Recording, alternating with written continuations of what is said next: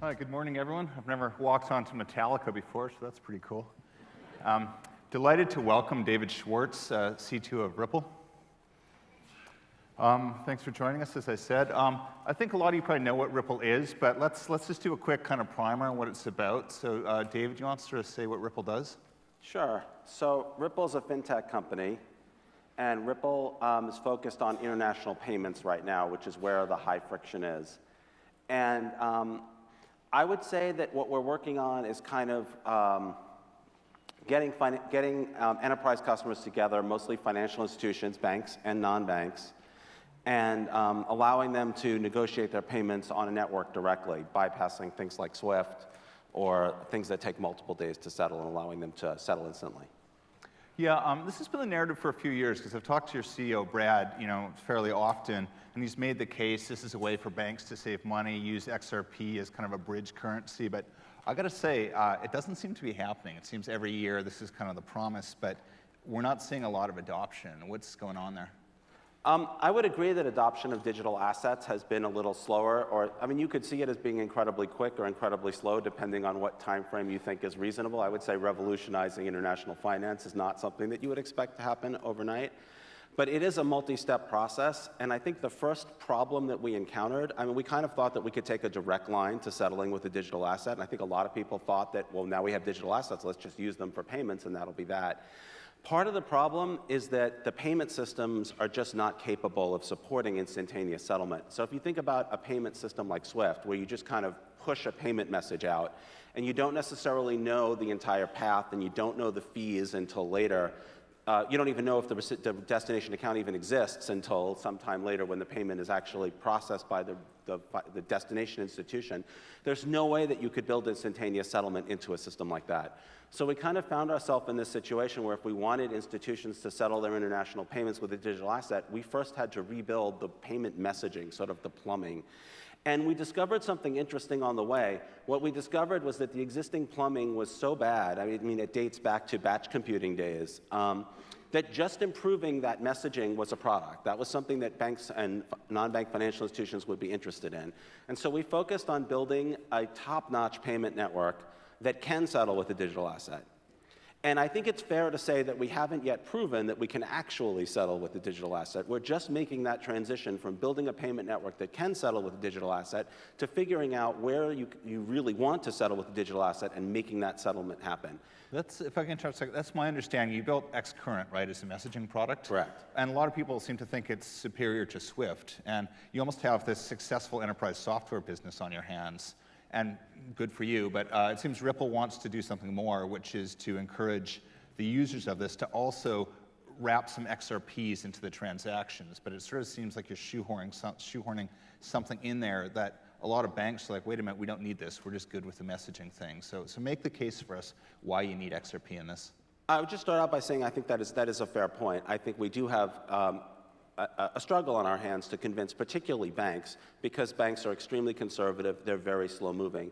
What we've discovered is that non-bank financial institutions, payment companies are much, much more aggressive, and they're much more interested in things that can save them time and money and cost. And so we built the XRapid product as a way to kind of solve that problem. And it was adapted to the real-life situation that we were facing. We kind of had this idea that institutions would hold XRP or a digital asset, they'd make their payments with a digital asset, or regional hubs would settle with a digital asset.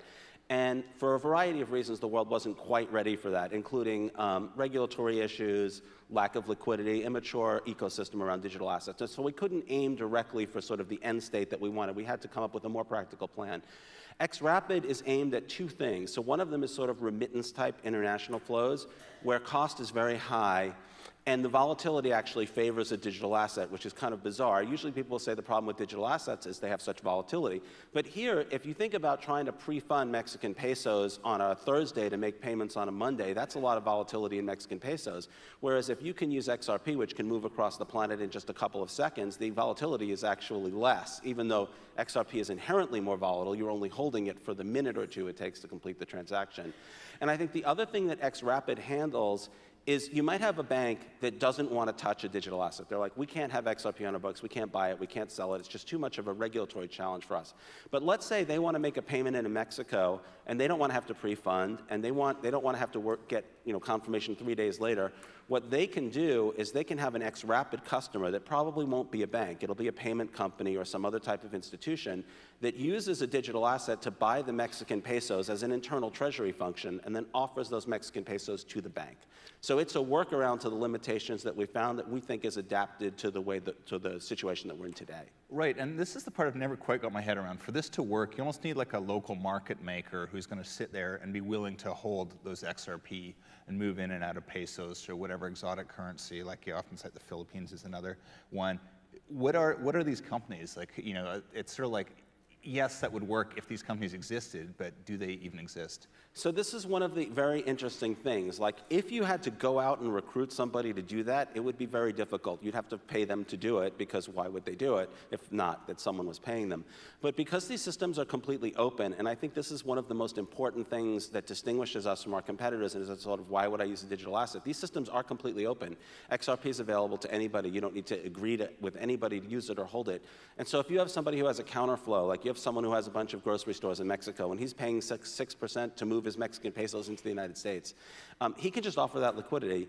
And what we've discovered, and honestly, I was surprised at this, like we had plans ready to pay people to make markets if that was necessary, and it has not been. What's happened is that people who have counterflows or people who have the ability to settle internationally have found these open marketplaces for the services that they offer. And what you get is you get a kind of netting. So typically, you could only net inside a closed ecosystem, but these ecosystems are completely open and they can net. So people who are moving in one direction find people who are moving in the other direction, people with counterflows find each other. I guess you could argue that we might exhaust the existence of counterflows, we might exhaust the ability to net, but it doesn't seem so. It seems like that, to my surprise, honestly, has not been an issue. The liquidity, if you build it, they will come, has happened in these open ecosystems because anybody who has that ability can participate. Okay, well, give us some examples. You mentioned a Mexican grocer, but give me like a success story or two on the ground of someone who's deciding to, net with XRP. Well, in many cases, we don't know because these ecosystems are completely open. One of my favorite stories was in the very, very early days of the XRP ledger. It didn't involve Ripple, the company, at all. It was completely organic. Somebody opened a gateway, which is essentially a company that issues a stablecoin in Chinese yuan. And there were remittance flows just immediately. There were flows in both directions. I think part of it might have been capital controls. People who really wanted to get money out of China were counterflows to the remittance flows. And they just found each other. And all of the liquidity was gone immediately, like in a couple of hours. And the liquidity just increased. And it ramped up to about $8 million a day. Since then, that's disappeared, so I don't know if it's because the Chinese government crackdown or just exhaustion, but there was and I think also part of the sort of on-ledger liquidity was kind of not popular today like it was back then. This was kind of during the crypto boom. But it just completely organically, people who wanted to move money into China found people who wanted to move money out of China, and they set up their own netting system directly on the ledger with nobody managing or running it. But you need an exchange to do that, right? Well, in this case, it was quite interesting. So you needed 3 components. So you needed some way to get yuan on and off the ledger, and there was a company in China that basically what they did is effectively they issued a stablecoin. So you would give them yuan, and they would issue a digital asset and vice versa. The XRP ledger has a built-in decentralized exchange, so that decentralized exchange became the marketplace. Oh, interesting. Let's switch to stablecoins because they're obviously kind of all the rage right now, and everyone and their dog is issuing one from JP Morgan to Facebook. But especially what the banks are doing. I think last week a new kind of consortium of banks said, "Hey, we rolling out this new stablecoin." Does that kind of freeze you guys out, or? I think it's actually helpful. One of the problems that people have is the ability to hold digital assets can be difficult, particularly with the volatility in some digital assets. Stablecoins are safer to hold if you can trust the issuer. So I think to that extent, it can be helpful because you still need liquidity. So if you imagine a dollar stable coin issued by JPM, and you have maybe some other dollar coins issued by companies like Circle, and everybody seems to be issuing a stable coin, and then you have stable coins in other currencies, because if you're not in the United States, a dollar coin is not really all that stable. You still need liquidity between those stable coins. And I think it's also important to remember that these stable coins have counterparties, and there isn't a universal counterparty. There isn't some counterparty that everybody in the world can have equal access to. It's going to have to be in some jurisdiction. It's going to have to be part of some regulatory regime. regime. And so I think if the vision is this sort of open participation, this sort of internet of money, collateralized stablecoins will be players, but I think there will still have to be liquidity between them. And if you imagine dozens of stablecoins, hundreds and hundreds of markets is probably not going to be as efficient as going through some sort of assets that aggregate, like the dollar does today. The dollar sort of aggregates demand for smaller currencies, and we see XRP playing that role. And you're saying its openness is going to favor it because it's easy to move in and out of. Yeah, I think if you can imagine, like you might have a hub in one country and a hub in another region, how do you settle between those hubs? You need something that's neutral. You need something that's kind of jurisdictionless. If you want a sort of open participation ecosystem, you can't have things that are controlled by a single party at the center. Well, speaking of single party control, what do you think of Facebook's coin? Well, I think Facebook has a little bit of a trust debt to kind of before they can credibly enter the space. And I think also having a lot of money is not necessarily what you need to have credibility here. It kind of takes a sort of neutrality and a sort of lack of alignment. It's going to be interesting to see what they're able to put together. From what I understand right now, it is, and they have not published their full details yet, but it looks like it's a collateralized asset. And in any collateralized asset, it's not going to be open because whoever holds the collateral can make the rules. In digital assets, there's sort of an openness. There's no entity that has any legal right to dictate what the rules are. But if you have the collateral, obviously whatever you say is going to go. So I'm not really sure that I see what's going to be fundamentally different. I wonder whether their goals are more like putting themselves inside the transaction flows so that they can see them. If they're more about regulatory arbitrage, where maybe they'll be able to have an asset that doesn't have as much regulatory control because another party is sort of governing the movement of it. I don't know that there's any fundamental change or improvement there. But again, we'll see when they publish their more details. And it just, it's rare to get to speak to someone who's actually sort of built a ledger like you have. How do you think they did it? I guess we'll find their white paper's coming out next Tuesday, but if you had to guess, how do you think, like which protocol did they build on, or did they come up with it from scratch? I think what they have is what we call technically Federated Byzantine Agreement, which essentially means you have a bunch of nodes that some central organization chooses. So there would be some governance organization. Facebook has suggested that it wouldn't be Facebook, that they would form some sort of a governance organization. And that governance organization would pick, preliminarily, it looks like based on paying them money, they would essentially make you a member of this, this group that has to agree. There are some advantages to that. It's not exactly the same as a centralized database. The advantage is that you're protected against malicious behavior on the part of a small number of members of that consortium. So it looks like it's that kind of design, and it looks like the right to sort of govern the network will be sold. And I assume there'll also be conditions. I assume it won't just be paying them money. But again, they haven't published what their governance is going to look like yet, so it's kind of early to say. Oh, interesting. And speaking with the decentralization, centralization theme, where are we with Ripple right now? Because I know Ripple's long made the case that it's the ledger's decentralized, but you still have this massive trove of the majority, I believe, that you're sort of releasing in parcels. Where are we with that right now? Yeah. So Ripple's a company, and Ripple holds a significant amount of XRP. The XRP ledger is decentralized. Ripple has no legal right to control it and no ability to control it. There's over 100 validators. Ripple still runs something like 5 of them. We don't have the ability to make unilateral decisions on the governance of the ledger. We have to get the other validators to sort of go along. It's kind of very democratic. That said, Ripple does hold a significant fraction of the XRP. But I guess it comes down to what you're concerned about with decentralization. If you're concerned about scarcity of the asset, it's the governance that controls how much of the asset there is. If you're concerned about sort of execution of transactions, you say, like, I want equal access to the ledger with everybody else. I don't want someone to have some privileged access to the ledger, or I don't want censorship on the ledger, or that kind of thing. That's the operational governance. That's not who holds the asset. So I guess I would say that's a way that the XRP and the XRP ledger is different from other digital assets, and whether you think that's a good thing or a bad thing depends on what you want digital assets to do. But I don't think it's a winner-take-all. This is, I think, something very important and very important to make. We need our competitors to succeed. We need the ecosystem to succeed.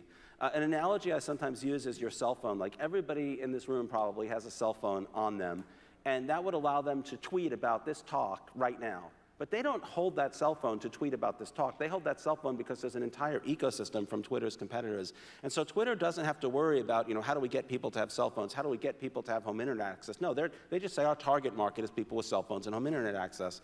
And we have those cell phones because of prior competitors of Twitter, companies like Facebook and MySpace, and they built the internet. And we need an ecosystem if digital assets are going to succeed, and Ripple's not going to build that ecosystem single-handedly. You know, Twitter can't be in the cell phone business and the Wi-Fi business, and they can't be in every business, and neither can we. And so we want other digital assets to succeed. That makes sense. So I want to ask you quickly too about the price of XRP. I mean, I'm not a trader. I don't hold cryptocurrency, but sort of surprised. It used to be very volatile. It used to, go from 1 cent to $4 and everywhere. But last year, it seems to have really stabilized. What's behind that? Is there sort of some hidden hand keeping that price in a narrow band? Or? I would like to think that it's a shift from pure speculation to sort of more utility, but I think I'm probably kidding myself if I try to tell myself that that's what's actually happening.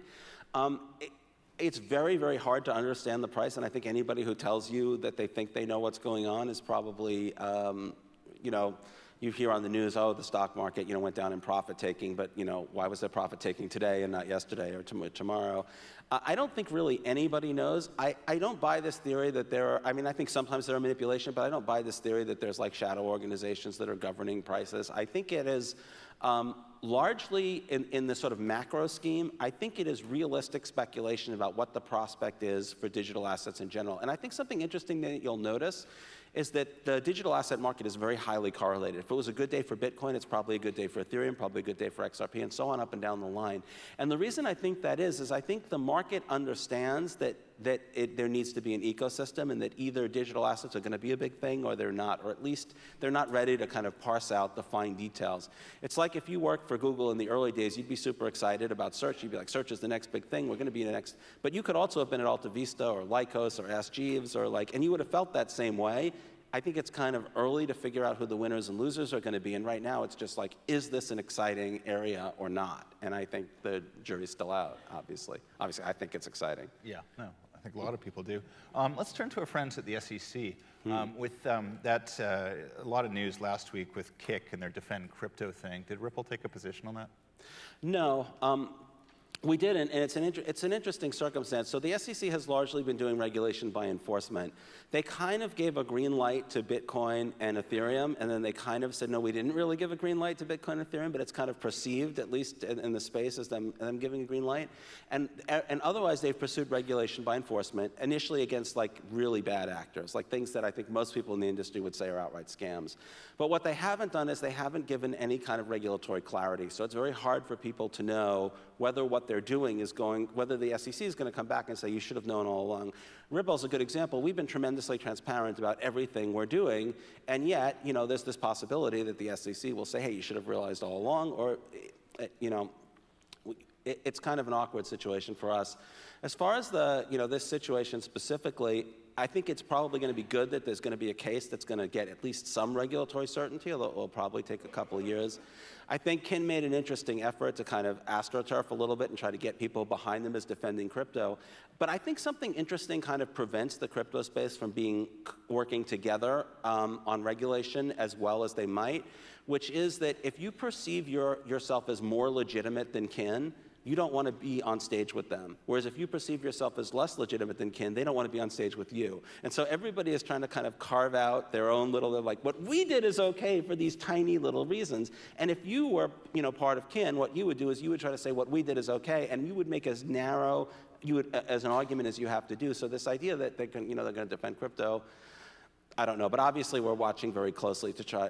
And I would say, one of the biggest obstacles to developing digital assets is regulatory uncertainty. It's not bad laws. It's not like, oh, there's laws that make it illegal. There's laws that make it difficult. There are some of those.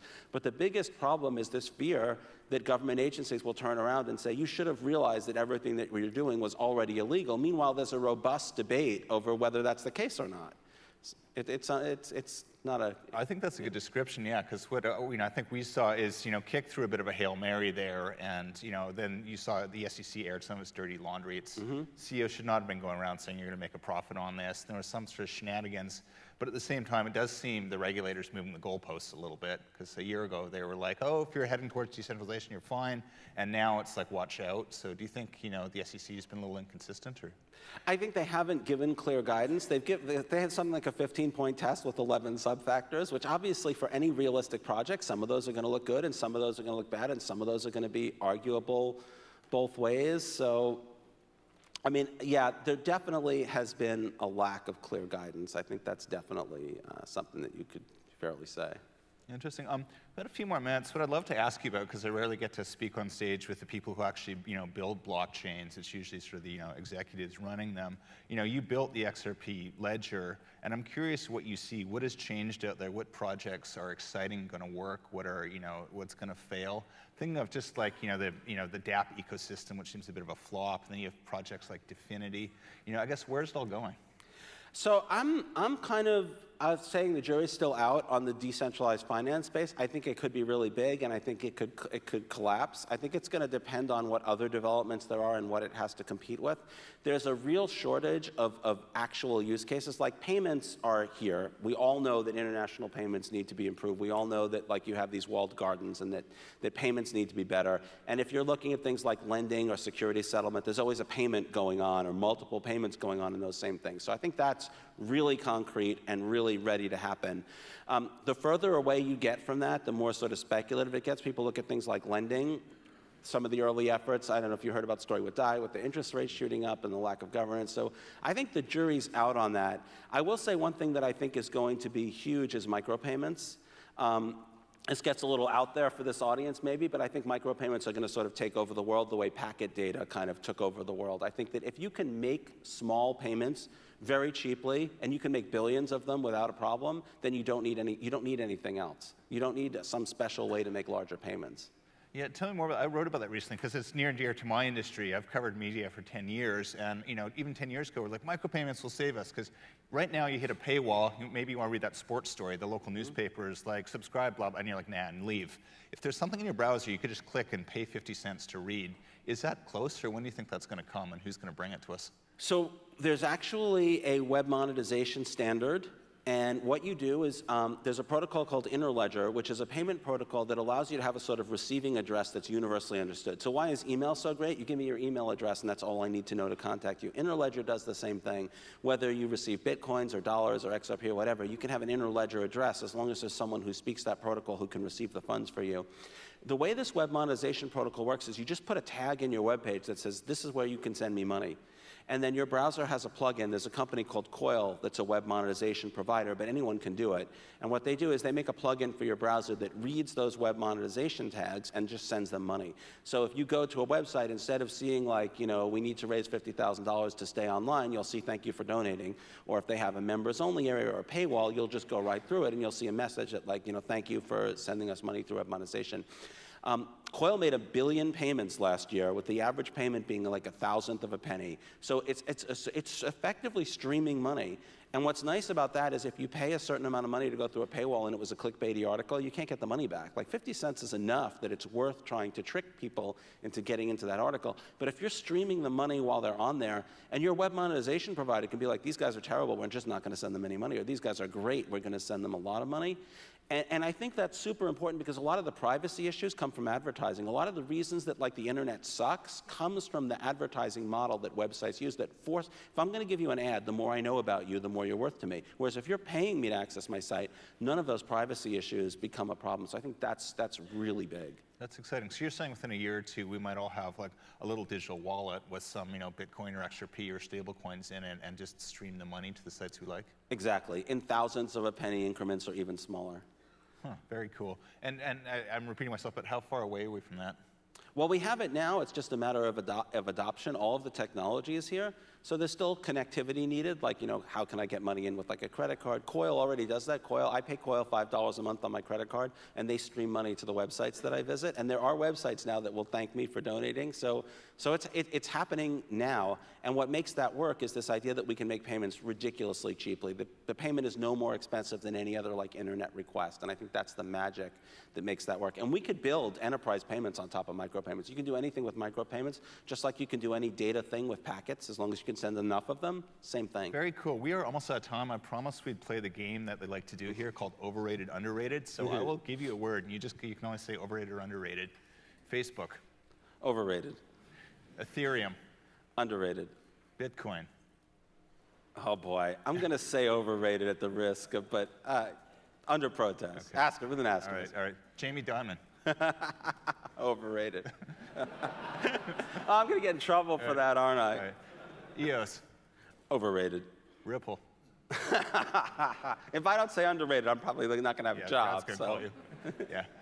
All right. On that note, thanks very much for a really interesting conversation. Let's give it up for David Schwartz, please. Thanks, Jeff.